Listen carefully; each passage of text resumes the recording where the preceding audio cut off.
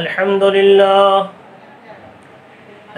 لله نحمده ونستعينه ونستغفره ونؤمن به ونتوكل عليه ونعوذ بالله من شرور أنفسنا ومن سيئات أعمالنا من يهده الله فلا مضل له ومن يضلله فلا هادي له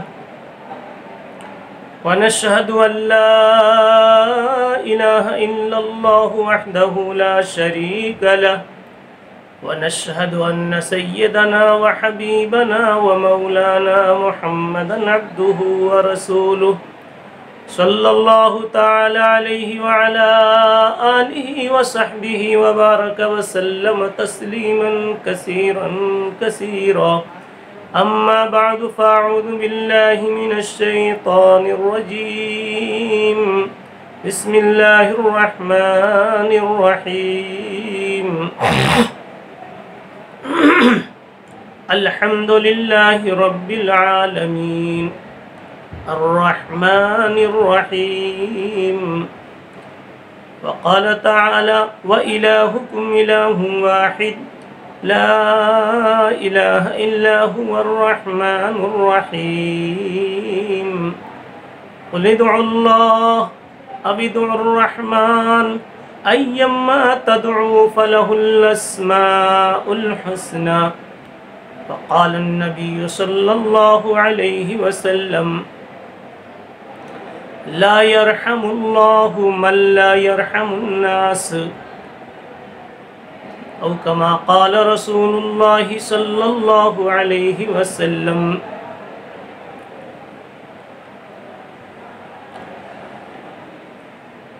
محترم سامعین کرام، اس سے پہلے کی مجلس میں اللہ کے دو صفتی نام رحمان اور رحیم، ان دو پیارے ناموں کو بنیاد بنا کر رحمت الہی کے عنوان پر کچھ گفتگو ہوئی تھی۔ حقیقت یہ ہے کہ اللہ کی رحمت اتنی وسیع، اتنی عظیم اور اس قدر سارے عالم کو محیط ہے کہ اس پر جس قدر بھی گفتگو کی جاوے وہ نہایت ہی کم ہے، اور بندے کے بس میں نہیں ہے کہ اللہ کے رحم و کرم پر اس کی شان کے مطابق کسی قدر بھی گفتگو کر لے۔ نہ گنجد کرم ہائے حق در قیاس، چہ خدمت گزارت زبان سپاس۔ نہ گنجد کرم ہائے حق در قیاس، چہ خدمت گزارت زبان سپاس۔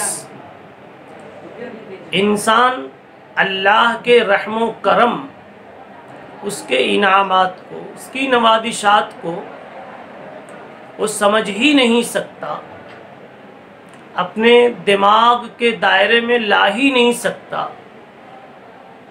تو پھر اس کا شکر ادا کیسے وہ کر سکتا ہے؟ اللہ کی رحمت بے پایا ہے۔ کائنات میں جتنی چیزیں موجود ہیں سب اللہ کی رحمت کا صدقہ ہے۔ درختوں کے پھل اللہ کی رحمت کے صدقے میں، دریاؤں کے پانی، ہماری غذائیں، زمین کی نباتات، بلکہ کائنات کی ہر مخلوق اور ہر مخلوق کو لگنے والی ہر چیز، اس کی ضرورت کا ہر سامان اللہ کی رحمت کا ثمرہ ہے۔ اس وقت ہم رحمت پر ایک دوسرے عنوان سے گفتگو کرنا چاہتے ہیں کہ اللہ کی رحمت کے دو پہلو، دو قسمیں ہیں۔ ایک ہے رحمت مادی اور دوسری ہے رحمت روحانی معنوی۔ ہمارے جسم کا صحیح سالم ہونا،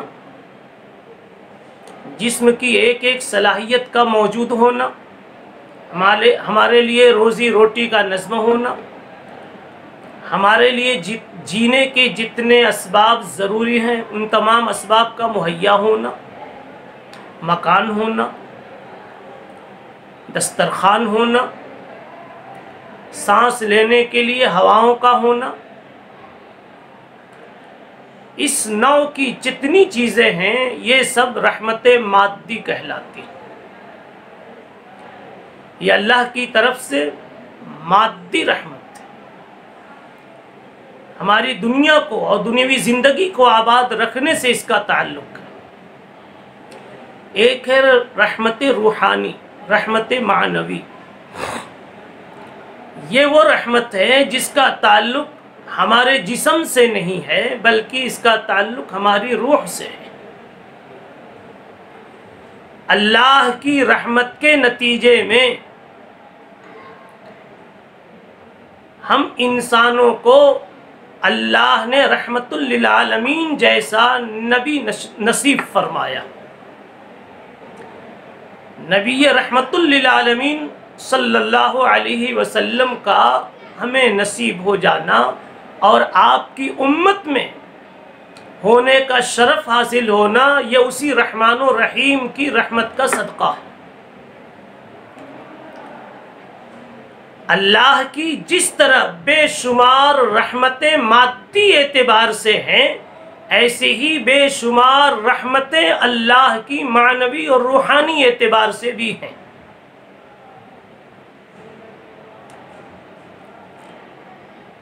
ہم نے مطالعے میں، کتابوں میں، قرآن و حدیث میں یہ دیکھا کہ جس بندے نے ذرا بھی اللہ کی طرف توجہ فرمائی، اللہ نے اس کے سینے کو اپنی رحمت خاصہ سے اللہ نے معمور فرما دیا۔ والذین جاہدوا فینا لنہدینہم سبلنا۔ اللہ تعالیٰ کی طرف جس نے معمولی درجے کا بھی رخ کیا، اللہ نے اس کو اس کے مجاہدے میں شامل فرما کر اس کے لیے ہدایت کا فیصلہ فرما دیا۔ اس رحمت روحانیہ معنویہ کا ذکر اس لیے کیا جا رہا ہے کہ ہمارے اور آپ کے ذہن میں ہر وقت اکثر و بیشتر اوقات رحمت مادی، رحمت دنیاوی، رحمت جسمانی کا ہی خیال آتا ہے۔ حالانکہ رحمت روحانیہ، رحمت اخرویہ یہ بھی اللہ کی بہت بڑی رحمت ہے۔ اللہ تعالیٰ جس میں تھوڑی بھی طلب دیکھتے ہیں اس کی روح کو ایک بڑی رحمت سے نواز کر ایمان کے دائرے میں اللہ اسے جگہ نصیب فرما دیتے ہیں۔ بگڑے ہوئے انسان کو اللہ ہدایت سے مالا مال کر دیتے ہیں۔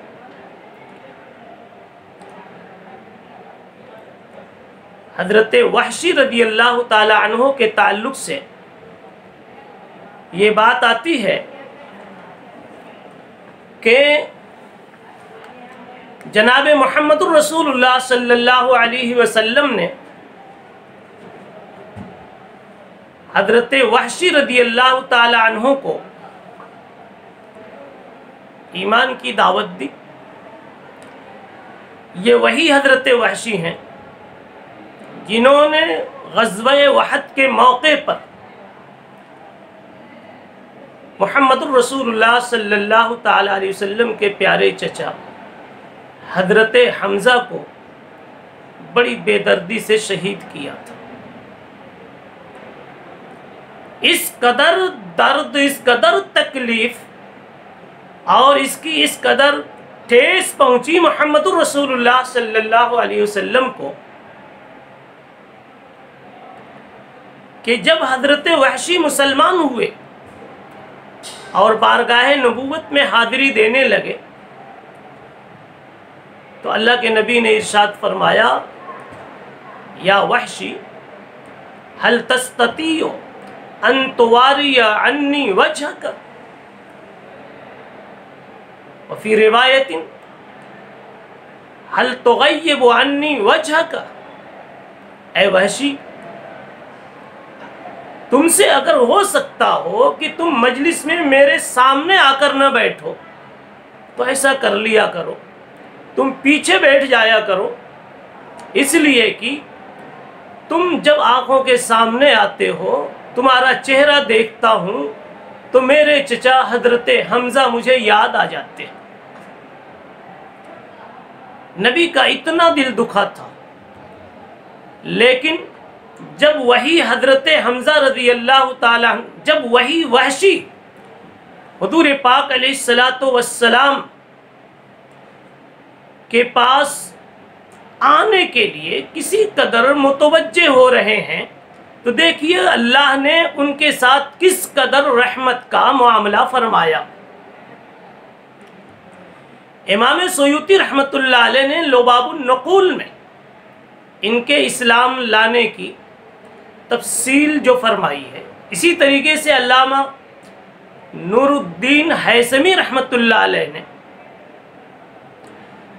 ان کے اسلام لانے کا جو واقعہ تحریر فرمایا ہے، اس سے یہ پتہ چلتا ہے کہ جب مکہ فتح ہو گیا اور کفار اب سر چھپانے کی جگہیں تلاش کر رہے ہیں اور بہت سارے بڑے بڑے کافروں کو اب اسلام سمجھ میں آ رہا ہے، اور ایک ایسا ماحول بن چکا کہ اب کسی کو بھی اسلام کی صحیح دعوت دی جاوے، صحیح طریقے پر بلایا جاوے تو شاید وہ اب اسلام سے انکار نہیں کرے گا۔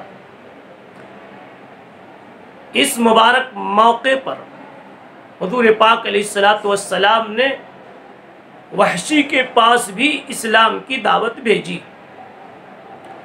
وحشی نے اس وقت انکار نہیں کیا، بلکہ وحشی نے کہا کہ کیف تدعونی، اے محمد آپ مجھے اسلام کی طرف کیسے بلا رہے ہو؟ وَأَنْتَ تَزْعُمُ أَنَّ مَنْ قَتَلَ أَوْ زَنَا أَوْ أَشْرَكَ يَلْقَى أَثَامًا، جبکہ آپ کی شریعت یہ کہہ رہی ہے کہ من قتل او زنا او اشرک یلقى اثاما، جس نے کسی کو قتل کیا، زنا کیا، اللہ کے ساتھ شرک کا معاملہ کیا، ایسے انسان کو تو جہنم ملے گی۔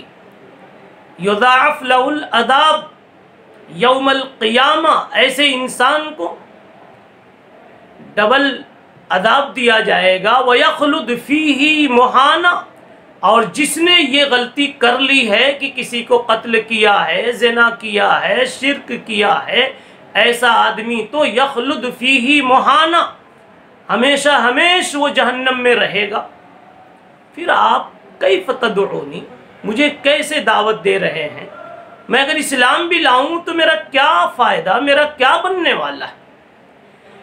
وحشی کی اس گزارش پر اللہ جل شانہ کو رحم آ گیا کہ وحشی نے کم از کم اسلام لانے کے سلسلے میں اپنا کان تو دیا، بات تو شروع کی، اعراض نہیں کیا، پوچھنے کی فکر تو کی کہ کم سے کم پوچھوں کہ میں نے جب یہ گناہ کیے ہیں تو میرا اسلام کیا مانا، میرے اسلام کا کیا مانا۔ اس موقع پر حق تعالی شانہ نے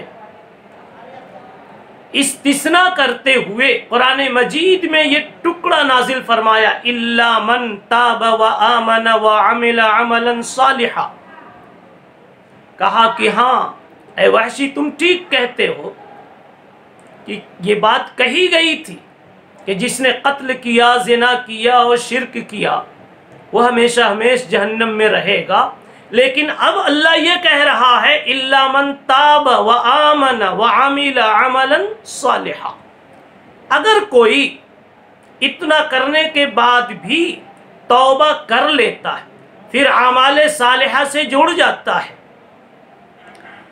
تو حق تعالی شانہ اس کے لیے، چونکہ وہ توبہ کر چکا، ایمان لا چکا، عمل صالح سے جڑ گیا، تو اللہ تعالیٰ اس کے لیے اپنا فیصلہ بدل دیتے ہیں۔ اور اللہ نے اپنا یہ قانون بتایا، بلکہ اس موقع پر وحشی نے پھر ایک بات کہی کہ اے محمد صلی اللہ علیہ وسلم، آپ نے جو آیت سنائی الا من تاب وآمن وعمل عملا صالحا، یہ تو ایک بڑی شرط ہے، ھذا شرط شدید، کہ ایمان بھی لاؤ، پچھلے مذہب سے توبہ بھی کرو، ایمان بھی لاؤ، پھر عمل صالح کا اہتمام بھی کرو۔ کیا معلوم اس وحشی سے اتنا سارا ہو سکتا ہے کہ نہیں؟ ھذا شرط شدید۔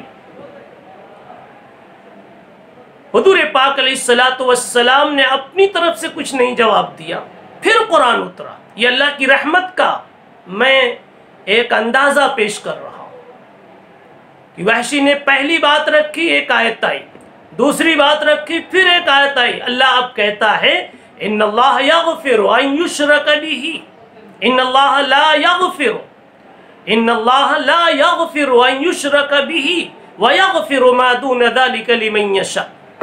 اللہ تعالیٰ شرک کے علاوہ ہر گناہ کو جسے چاہیں گے معاف کر دیں گے۔ اللہ شرک کو تو معاف نہیں فرمائیں گے، لیکن شرک کے علاوہ جس گناہ کو بھی اللہ چاہیں گے معاف کر دیں گے۔ وحشی کو جناب رسول اللہ صلی اللہ علیہ وسلم نے یہ بات جب سنائی تو حضرت وحشی نے کہا یہ بات تو ٹھیک ہے، لیکن ھذا ارا بعد مشیۃ، اس میں بھی تو حق تعالی شانہ نے الا ان یشاء اللہ کہا ہے،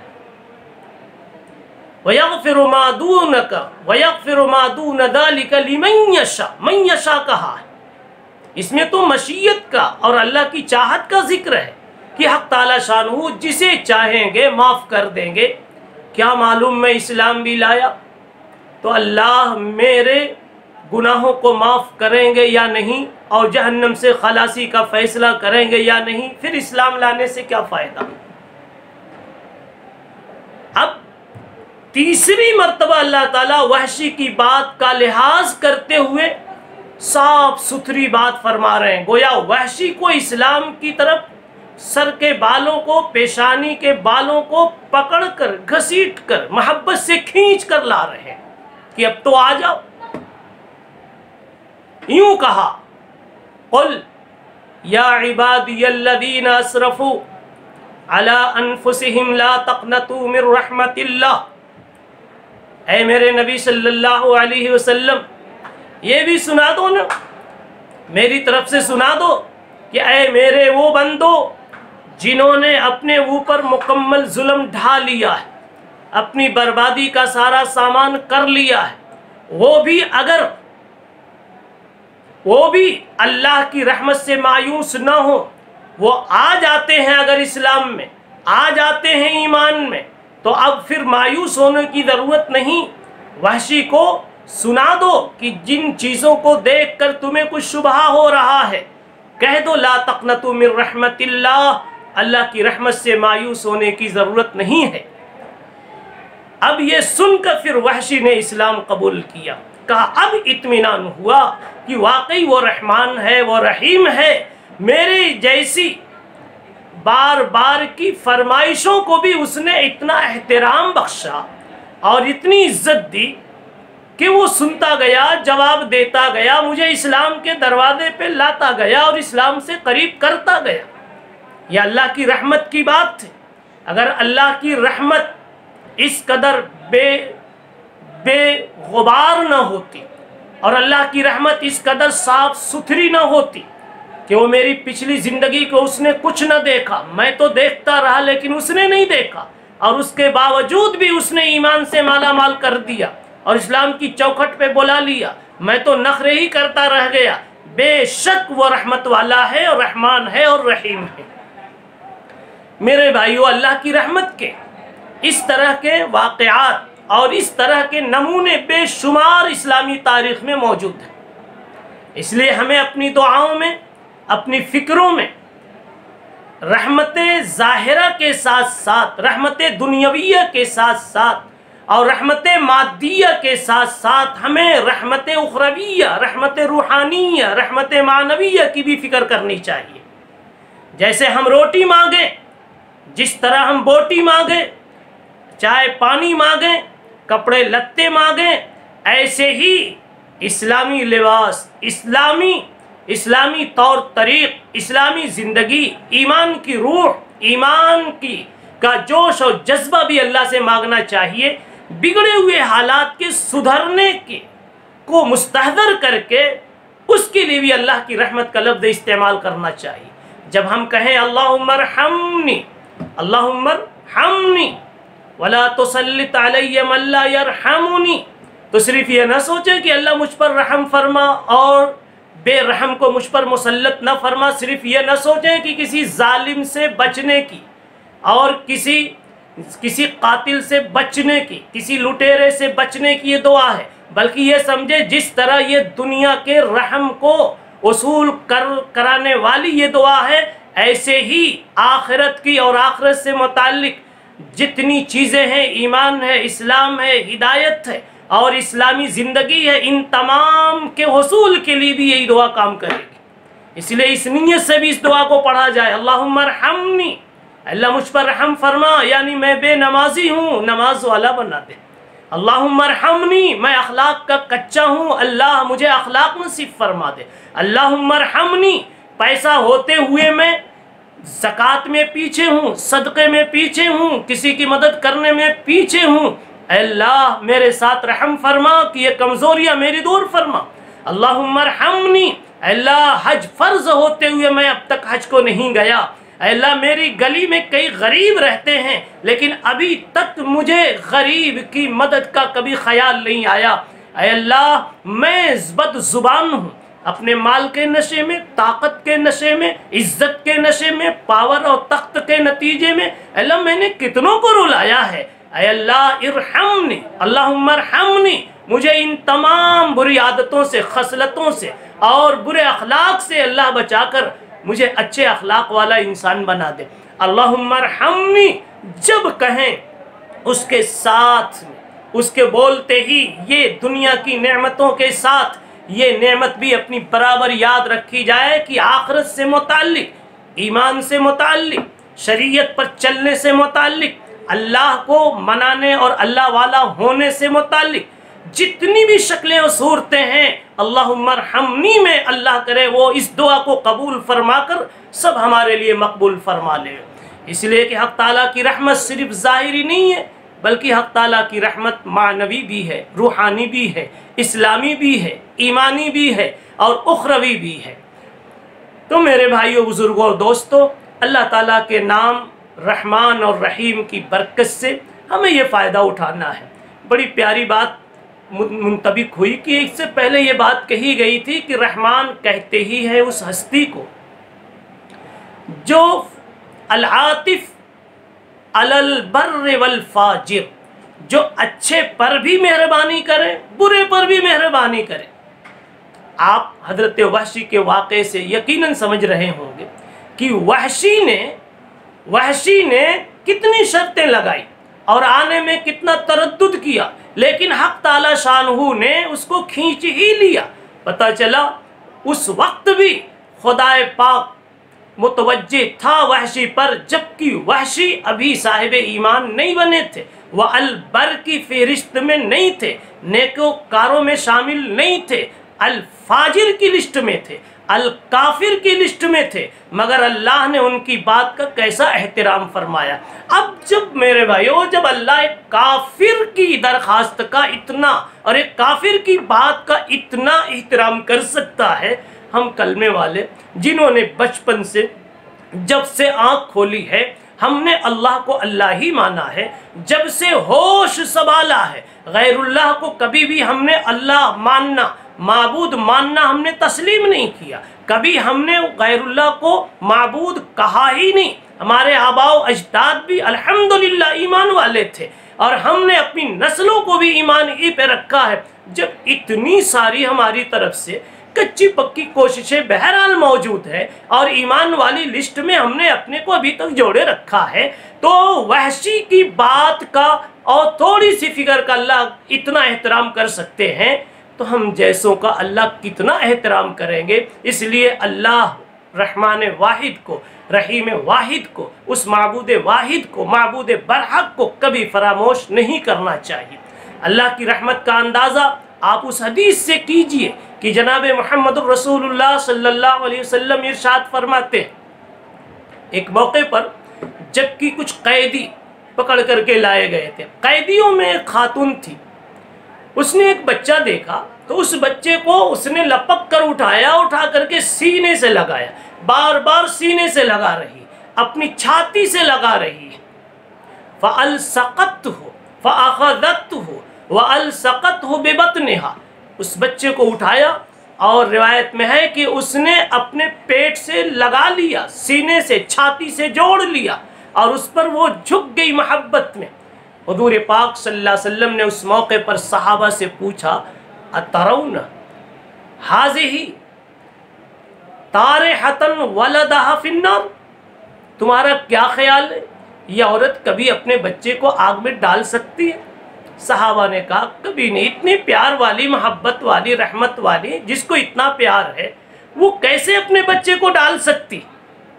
हुज़ूर पाक सल्लल्लाहु अलैहि वसल्लम ने फरमाया, ये औरत जब अपने बच्चे से इतना प्यार कर रही है और ये अब कभी अपने बच्चे को आग में नहीं डाल सकती, तो लल्लाहु अरहमु बिइबादिही मिन हादिही बिवलदिहा, अल्लाह तो इस खातून से ज़्यादा अपने बंदों पर अल्लाह प्यार करना जानता है, उसकी ज़ात में प्यार छुपा हुआ है, वो कैसे अपने बंदों को जहन्नम में डाल देगा।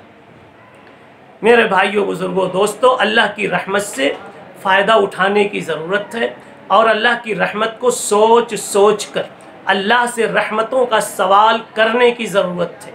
अपने लिए कीजिए, औलाद के लिए कीजिए, दुकान के लिए कीजिए, कारोबार के लिए कीजिए, अपनी सेहत के लिए कीजिए, अपनी दुनिया के लिए कीजिए, अपनी आखिरत के लिए कीजिए।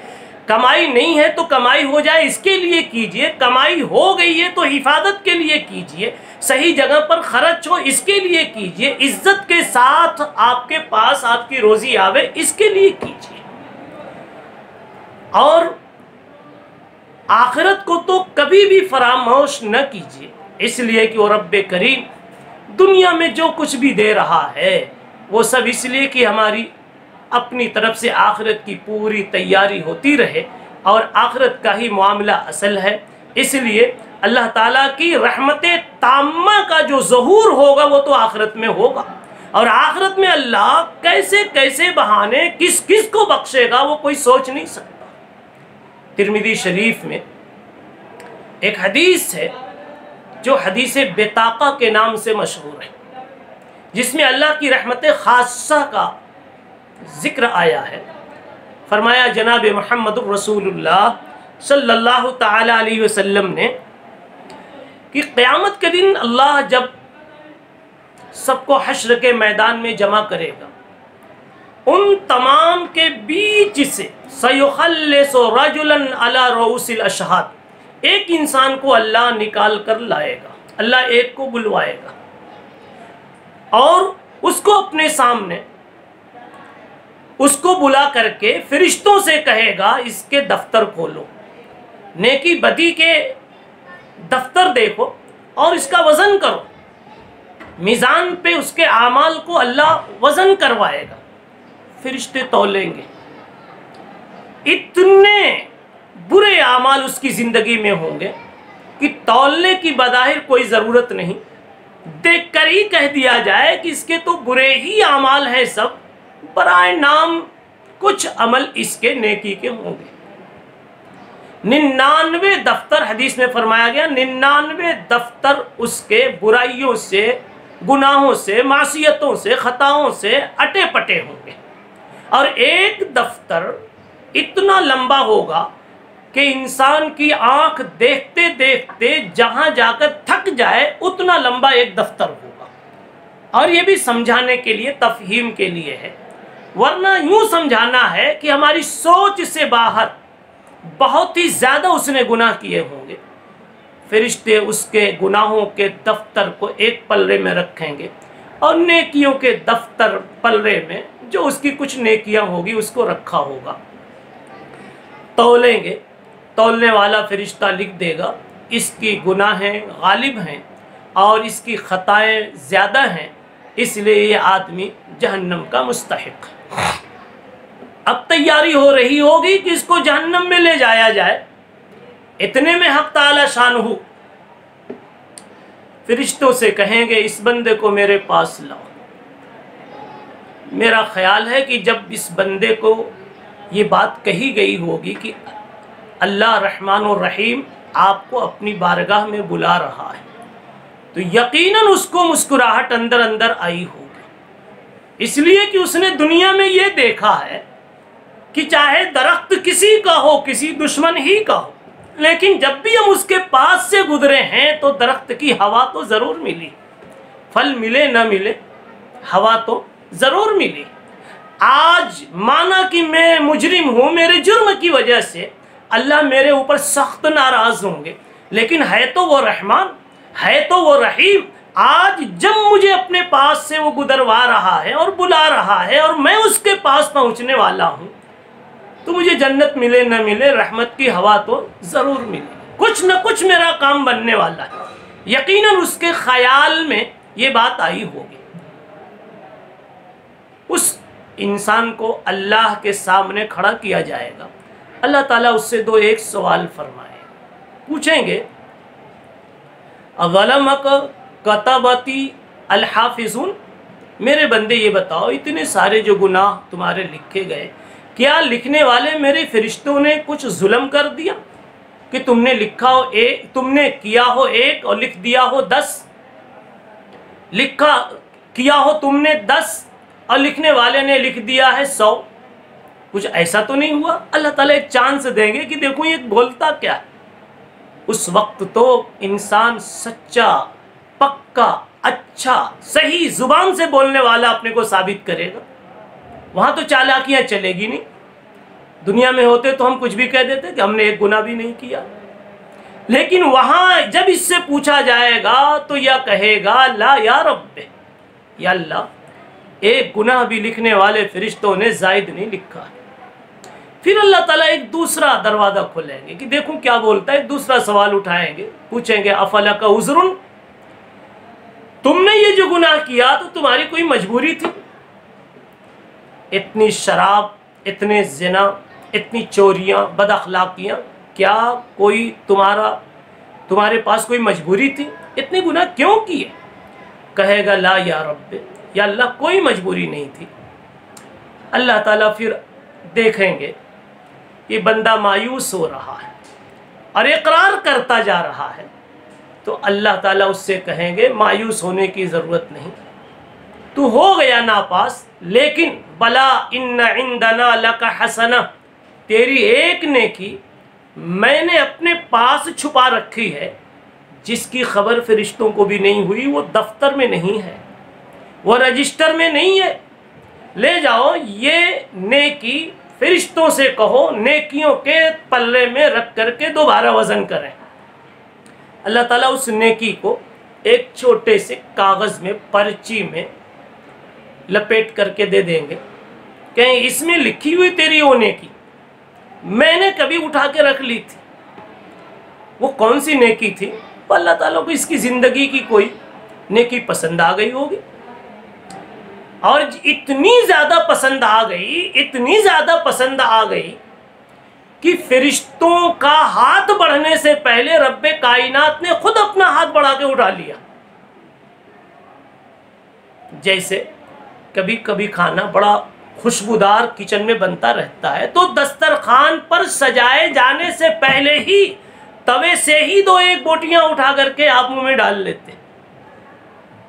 یہ اس کھانے کے بہت زیادہ مرغوب ہونے کی پہچان ہے کہ آپ کو بہت پسند ہے۔ اللہ تعالیٰ نے فرشتوں کو اس عمل تک پہنچنے سے پہلے خود اس عمل کو اپنے پاس اٹھا لیا، اس کا مطلب کہ اللہ کو نہایت یہ عمل پسند آیا۔ اللہ تعالیٰ اس کو پرچی دیں گے، فرشتوں کو لا کے دے گا، فرشتے نیکی کے پلڑے میں رکھ کر وزن کریں گے، تو یہ چھوٹا سا پرچہ جس کو لاتے ہوئے وہ اللہ تعالیٰ سے کہے گا یا اللہ اتنے سارے دفتر ادھر گناہوں کے ہیں، یہ چھوٹا سا پرچہ کیا کام کرے گا؟ ما هذه البطاقہ मअ हादिहि सिजिल्लात, ये एक छोटी सी पर्ची इतने सारे दफ्तरों के मुकाबले में क्या काम करेगा। अल्लाह ताला कहेंगे ले जाओ ना, तुम ले जाओ, देखो तो इसका वजन कितना निकलता है, शायद तेरा काम बन जाए। वो लाएगा, रखा जाएगा, तौला जाएगा। छोटा होने के बावजूद सारे 99 दफ्तरों पर ये एक छोटा सा पर्चा भारी हो जाएगा। फरिश्ते भी हैरत में होंगे कि या अल्लाह, इसमें क्या छुपा हुआ है, कौन सा इसमें ऐसा वजन, कौन सी ऐसी नेकी है कि इतना वजन उसका आ गया। पहले तो बात नहीं समझ में आती थी, लेकिन अब समझना कुछ मुश्किल नहीं है। 10-10 की नोट हो, एक एक के सिक्के हो, तो 1 लाख बनाने हो तो 1 बोरे लेके 2 बोरे लेके चलने पड़े।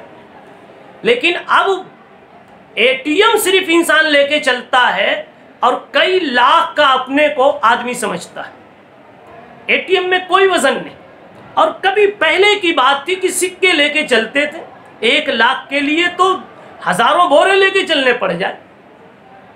लेकिन अब तो सिर्फ इतना सा कार्ड, और हो सकता है कि ये कार्ड बनाने वाले एटीएम वालों ने यहीं से कुछ रोशनी हासिल कर ली, या इसी के सदक़े में उनको ये बात समझ में आ गई, उनके दिमाग में अल्लाह ही ने डाल दी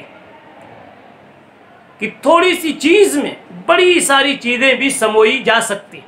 बहरहाल मुझे तो अल्लाह की रहमत को समझाना है कि उस नेक अमल को एक पर्ची में रख के तौला जाएगा, वो भारी पड़ जाएगा। फरिश्तों को हैरत होगी, सारे फरिश्ते कहेंगे जहाँ जो वहाँ मौजूद होंगे कि आखिर इसमें कौन सी नेकी है। तो खोला जाएगा तो उसमें मिलेगा फ़ैदा फ़ीहा अशहदु अल्ला इलाहा इल्लल्लाह। कुछ नहीं, कोई रातों की तहज्जुद नहीं उसमें है, कोई बड़े बड़े सदका खैरात नहीं है, हज उम्रे नहीं है, मैदान जिहाद की शहादतें नहीं हैं। उसमें सिर्फ कलमा इखलास से ला इलाहा इल्लल्लाह, अल्लाह की उलूहियत की शहादत है। इसी एक शहादत वाली नेकी को अल्लाह वहाँ इस कदर भारी बना के पेश करेंगे, बल्कि इस कदर ये भारी हो जाएगी कि सारे गुनाह जिंदगी भर के हल्के पड़ जाएंगे।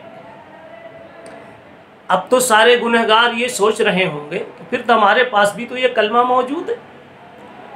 मेरे भाइयों, अगर सबके कलमे ऐसे ही होते तो यही एक तारीख का वाकया क्यों सुनाया जाता।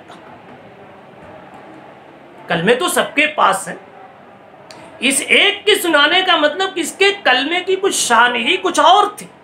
इसलिए शारिहीन फरमाते हैं कि इस इंसान के कलमे में कोई बड़ी इखलास की जान छुपी हुई थी, और इखलास का थोड़ा सा भी अमल अल्लाह को पहाड़ों जैसे अमल से भी ज़्यादा भारी और प्यारे महसूस होते हैं।